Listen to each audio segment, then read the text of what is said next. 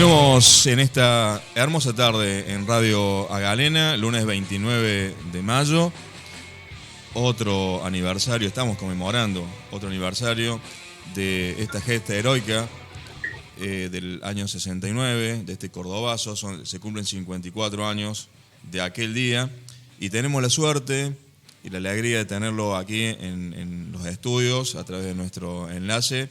Le damos la bienvenida al doctor Carlos Vicente. ¿Cómo estás, Carlos? Bienvenido. ¿Qué tal? ¿Cómo les va? Buenas tardes.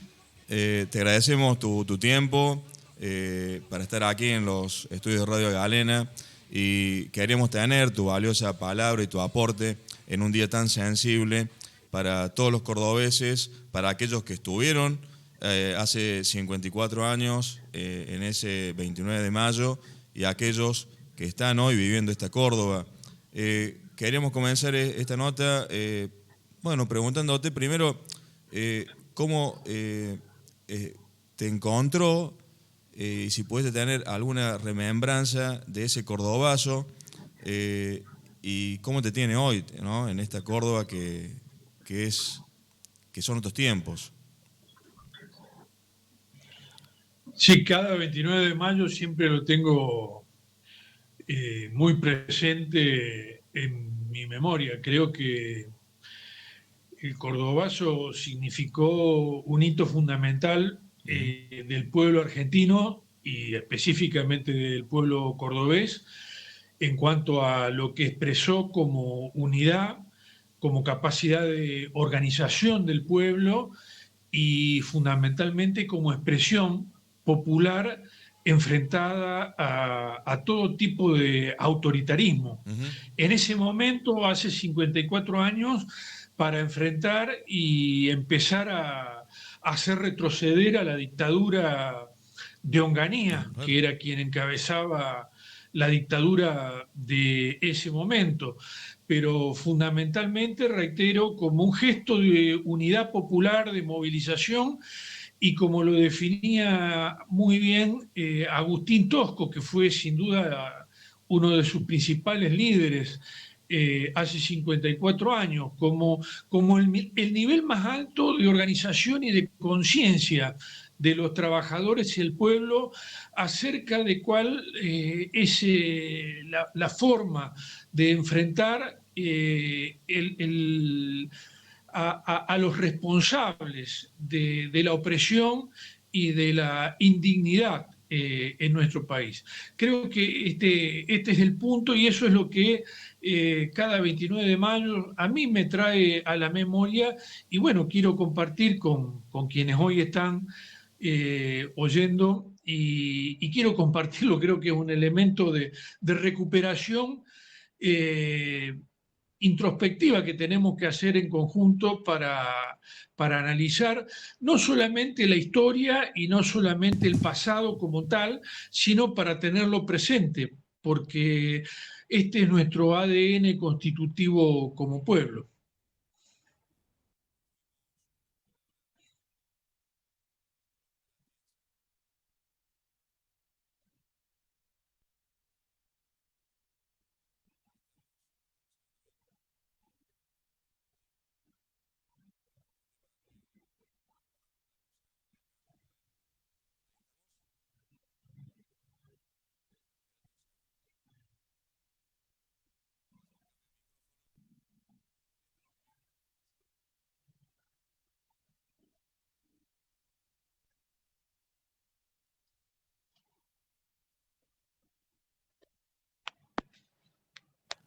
¿Mica? Bien. Carlos, ¿me escuchas bien? ¿Ahí? Yo ahora te Perfecto. escucho, Bien, ahora sí, ahí está. recién no te escuchaba. Bien, ahí estamos, justo. Le contamos a la gente que estamos con el doctor Carlos Vicente. En virtud de todo lo interesante que acabas de decir, Carlos, recién veníamos de una nota con el doctor Oscar Atienza. Él nos comentaba lo importante que fue en esa época la unión que existió entre el estudiantado de Córdoba, entre la FUC en particular, y los gremios. Vos acabas de mencionar a Agustín Tosco, el Pido Torres y tantos otros que participaron. con tu visión, con tu gran trayectoria dentro de la política y de la actividad que la seguís teniendo acá en Córdoba, eh, ¿cómo ves a esta Córdoba de hoy? ¿Dónde está esa unidad que hace falta? Bueno, creo que Córdoba, después de aquellos momentos y de aquella enorme ebullición social y política que caracterizó a los años 60 y 70, sufrió un enorme retroceso con la dictadura militar y antes de la dictadura militar con lo que significó el golpe policial del Navarrazo y la generación de una serie de mecanismos autoritarios de, de carácter de ultraderecha, Ujú. que sin duda tuvieron por finalidad de atacar y, y tratar de desarticular la enorme organización popular que había caracterizado a Córdoba durante décadas. Yo creo que podríamos unir ese cordobazo con un antecedente como fue la reforma universitaria de 1918.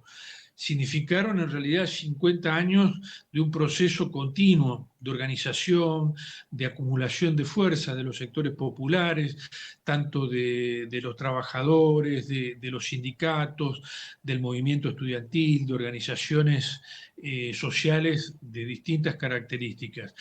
Y todo eso la ultraderecha lo intentó desarticular a través de la política autoritaria de la dictadura militar.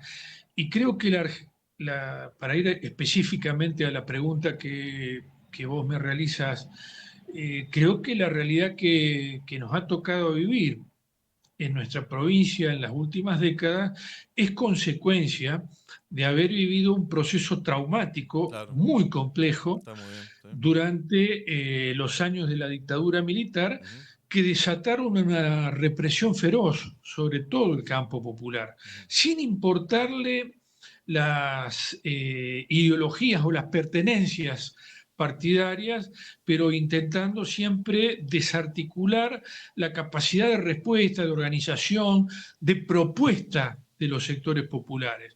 Entonces, en Córdoba hemos vivido en las últimas décadas un proceso donde no siempre tuvieron la mejor expresión los sectores populares. Entonces, hemos tenido y nos ha caracterizado durante estas últimas décadas la presencia de gobiernos más bien de carácter conservador, que no tuvieron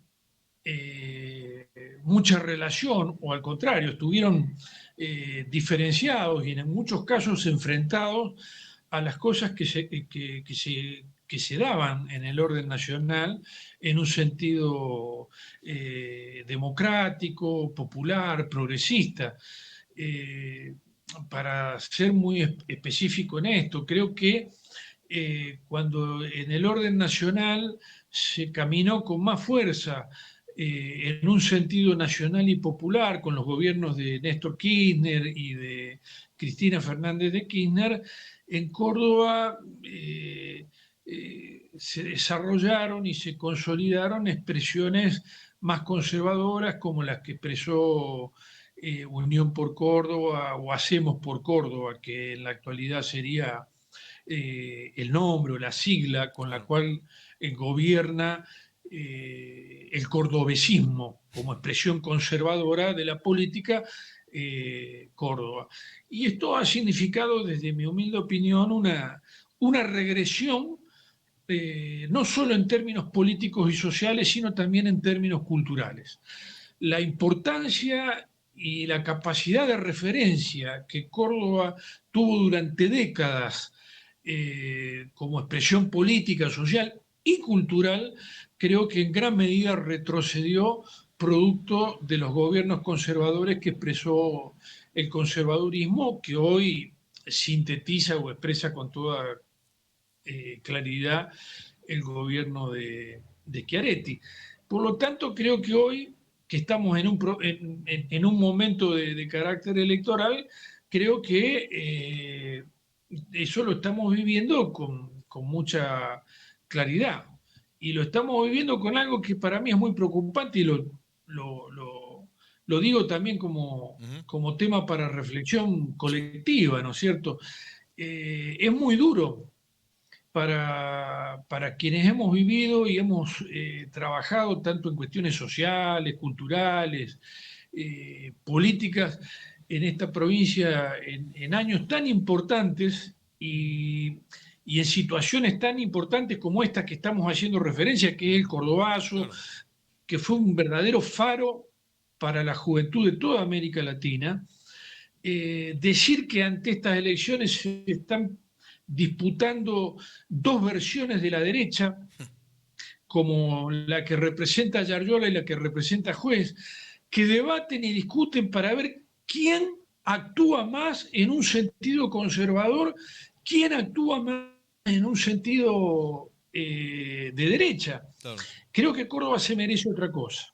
Creo que el pueblo, que la historia de Córdoba merece otra cosa y que los cordobeses, más temprano que tarde, tenemos que reaccionar con toda nuestra capacidad y nuestra creatividad para construir un camino diferente al que nos presentan estas alternativas conservadoras.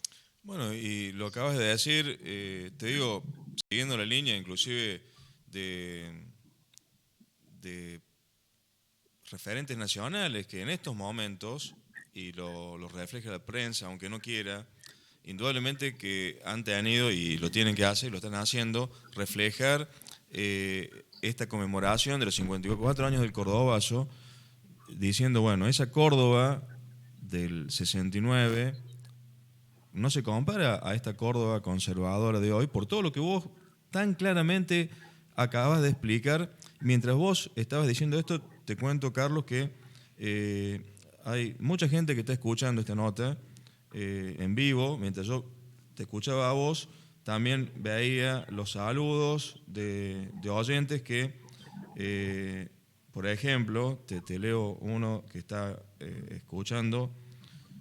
Eh, Marcelo de Villa Páez nos dice que está escuchando atentamente la nota, que él vivió esos años y que la Córdoba, dice como dice el entrevistado, la Córdoba de hoy no refleja esos años de lucha. Un hombre que le mandamos un saludo, debe haber estado como un protagonista más en esa lucha. Bueno, no nos dice en qué lugar, pero eso sobra. Y es el reflejo de lo que acabas de decir. En este momento donde hay dos expresiones distintas, digamos, en los colores, pero no en el contenido, y es necesario, yo digo, más que nada que la juventud, y la juventud universitaria estos días también, no solamente sepa lo que pasó, sino lo que pueden ellos también como protagonistas hacer en estos tiempos, ¿no? Como estudiantes, y ahí va la otra pregunta. Como hombre que ve la política como ciudadano, los gremios de hoy en la provincia de Córdoba, ¿qué les pasó con relación a esos gremios del 69? Bueno, que los gremios de Córdoba quizás fueron el lugar donde la derecha fascista eh, tuvo el mayor empecinamiento eh, para, a través de la represión desde todos los medios y usando todos los medios violentos, Ujú. para desarticular a las expresiones gremiales que tanta importancia tuvieron en la década del 60 y 70 en nuestra Córdoba. Hay que tener en cuenta primero que la CGT Regional Córdoba y esta marca CGT Regional tuvo una importancia decisiva desde 1957, Mm. cuando se eligió como secretario general a un joven dirigente obrero que se llamaba Atilio Hipólito López, que había ganado solamente 6 meses antes la Unión Tranviarios Automotor, la UTA, teniendo, por eso repito, 27 años, fue elegido secretario general. Esa CGT de Regional Córdoba es la que convocó aquellos congresos que elaboraron los programas de La Falda y Huerta Grande, que fueron en alguna medida de carta programática de puntos que fueron enarbolados por todo el movimiento popular en Argentina durante, reitero, toda la década del 60 y el 70. Eso surgió en Córdoba. Claro. Surgió desde Córdoba. Desde Córdoba se convocó a las CGT regionales de toda la provincia y se reunieron primero en La Falda y después en Huerta Grande en los años 57 y 59. Esa CGT la que protagonizó, encabezada por Atilio López, la que encabezó el Cordobazo hace 54 años. Sí, sí. Era la Córdoba donde los sindicatos como Luz y Fuerza eran dirigidos por dirigentes de la talla de Agustín Tosco y todo el colectivo de compañeros y compañeras que acompañaban a Tosco en la conducción del sindicato y que también participaban en la CGT, sindicatos importantísimos como los gráficos que dirigían Malvar, sindicatos como vos señalaste, Les Mata, que fueron protagónicos en el Cordobazo, conducidos por el Pillo Torre, luego con la conducción de René Salamanca, que ganó la conducción renovando la dirección de Esmata a partir del año 70, sindicato de los trabajadores del caucho, que era un sindicato muy importante, justamente por su vinculación con la industria automotriz, con luchas importantísimas y con dirigentes importantísimos como Flores y el Fósforo Damonte, que protagonizaron periodos de lucha importantes. A todo eso, la ultraderecha, primero con el Navarrazo, en 1974, con la intervención del brigadier Lacabán en 1975, y luego, fundamentalmente, con la dictadura militar abierta a partir de 1976, le dieron con todo, con toda la fuerza represiva. Utilizaron la prisión, utilizaron la cárcel a través de los decretos del Poder Ejecutivo Nacional, utilizaron la desaparición de personas, utilizaron el secuestro de personas. Y el movimiento sindical, el movimiento obrero cordobés fue la víctima principal. No quiero decir que fuera la única, ni mucho menos. El movimiento estudiantil, el movimiento agrario, el movimiento barrial, muchas organizaciones políticas progresistas, populares, democráticas, de izquierda, sufrieron enormemente la represión política de la ultraderecha. Pero los trabajadores y sus organizaciones, los sindicatos, fueron la víctima principal. Y eso, sin duda, que dejó consecuencias. Porque este es el tema. Muchas veces la gente hace preguntas y dice, y bueno, claro, es que esto no tiene mucho que ver con aquello. Y por supuesto, porque en el medio hubo un proceso dictatorial que ejerció la represión abierta sobre estos sectores. La eliminación. El movimiento, sí. Claro, la eliminación física de estas personas. Bueno. Atilio López fue asesinado por la AAA. Bueno. Una organización de la ultraderecha peronista, el 16 de septiembre de 1974. 113 tiros de ametralladora recibió en un atentado fascista de las 3A. El Coqui Curuchet, que era el abogado del Citrán, una figura emblemática del movimiento sindical cordobés, también fue asesinado por las 3A el 10 de septiembre del año 1974, cuando todavía estaba vigente el gobierno constitucional de María Estela Martínez de Perón, y en Córdoba estaba la intervención del brigadier Lacabana posterior al golpe policial de Navarro, al Navarrazo. Sí. Y doy estos hechos porque son hechos fundamentales para entender esto.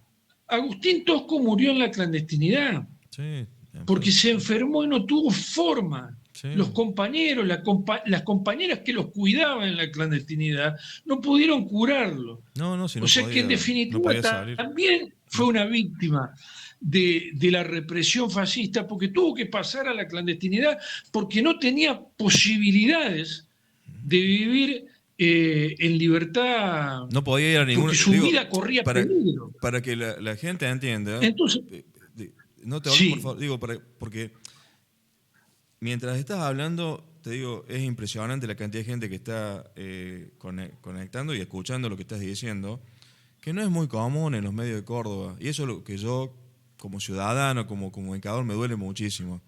Porque no es solamente decir otra conmemoración del Cordobazo y por allí algún político dice un discurso. Es esto, ¿no? Digo que los jóvenes y mucha gente conozca estos detalles tan dolorosos que hacen a nuestra realidad, como bien decís vos, porque esto es un hilo conductor a través de esta corta historia, de estas décadas, que nos llevan a donde estamos, ¿no? Por eso, eh, gracias a la gente que se está comunicando, uno de los mensajes que te mandan saludos dice, estoy escuchando a Vicente. Estoy escuchando a Vicente, dice Amelia, que es docente jubilada, que te manda saludos. Hace falta, hace, hace falta este tipo de voces para, vuelve a decir lo que escucho, que los jóvenes conozcan lo que vivimos. Se ve que ella también, de una docente jubilada, había estado en esa época, intuyo yo. Vivimos en esos tiempos. Bueno, manda un saludo. Pero disculpa que te interrumpa, porque digo, un poco para que la gente, y vos también sepas que estás diciendo, y te agradecemos nuevamente, cosas que son muy importantes, que quedan grabadas. Le decimos a la gente también que estamos haciendo esto con imágenes para que después puedan volver a escuchar lo que Carlos nos está contando. Pero, por favor, continúa con lo que decías.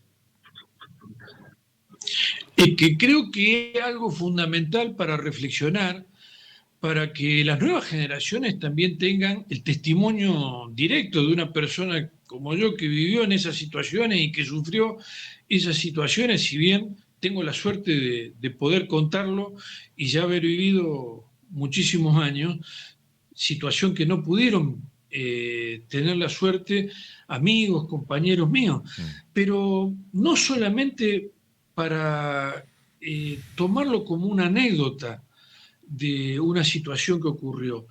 Esto está en las causas de los problemas que vivimos en nuestra sociedad y particularmente en Córdoba durante estas últimas décadas.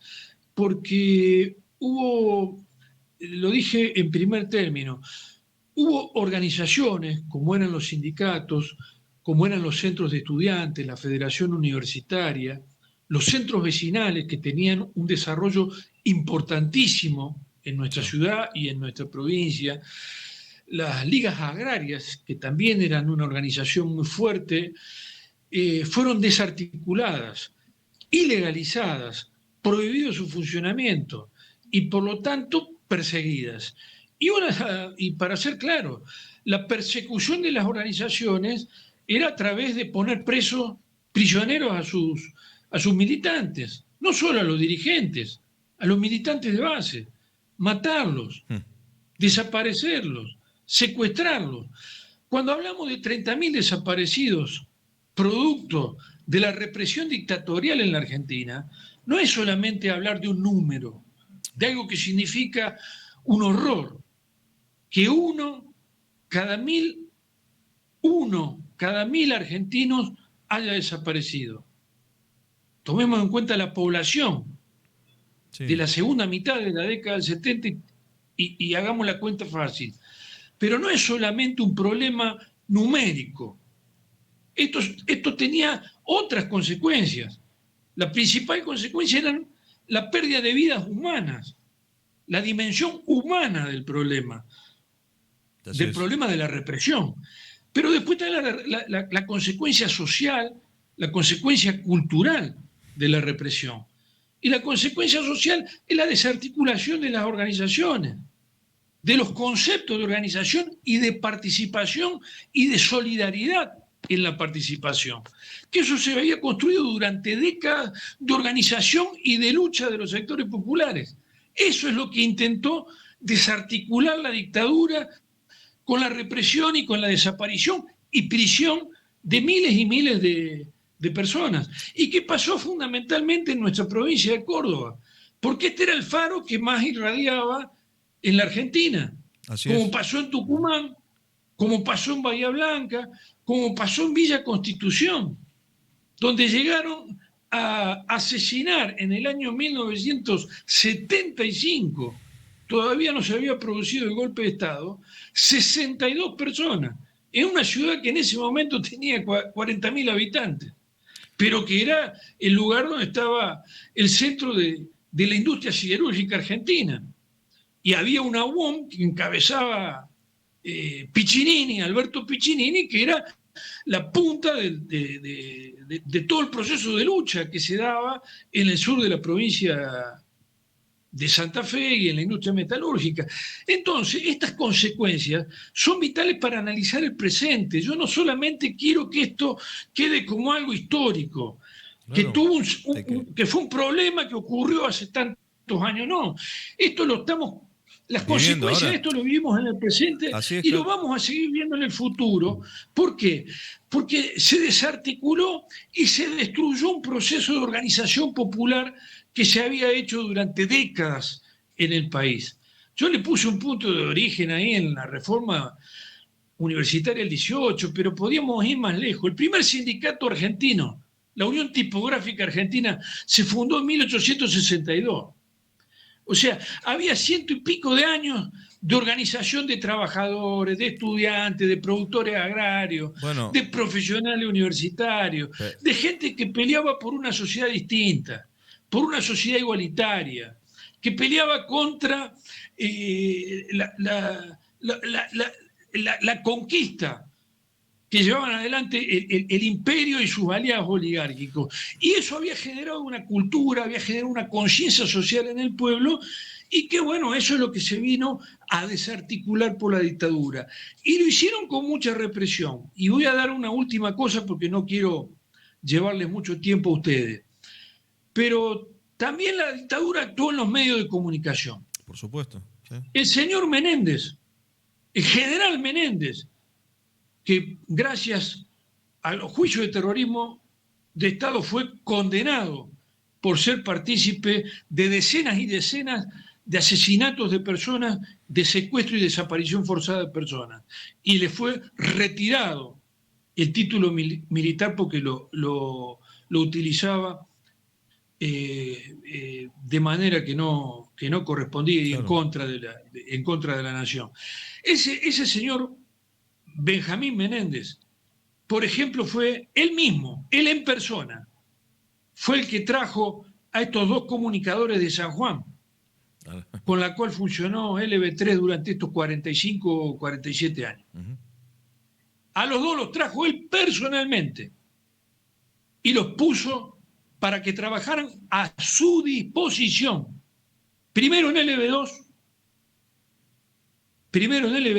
y después Menem le dio LB3, ya los hizo propietarios de LB3, para que generaran esa enorme cantidad de basura comunicacional durante décadas, que sin ninguna duda ha sido un aliado fundamental de los procesos de ultraderecha y de los planes de la ultraderecha en nuestra provincia de Córdoba. Y esto lo digo y me hago responsable de lo que digo, con conocimiento de causa, porque una cosa está vinculada a la otra. No podemos hablar de Menéndez sin hacer mención a lo que ha significado, desde el punto de vista comunicacional y cultural, Sí. este retroceso tremendo en los medios de comunicación que han expresado esta gente como Pereira en LB3. Bueno, Carlos, nosotros no somos autorreferenciales en ningún aspecto, pero como medio de comunicación has tocado un punto muy importante y lo vivimos en la Córdoba de hoy desde nuestra radio Galena. Lo vivimos porque estamos rodeados y seguimos con las banderas, de todo lo que vos acabas de comentar, y seguiremos así hasta siempre, ¿no? Hasta la victoria, como por ahí decimos.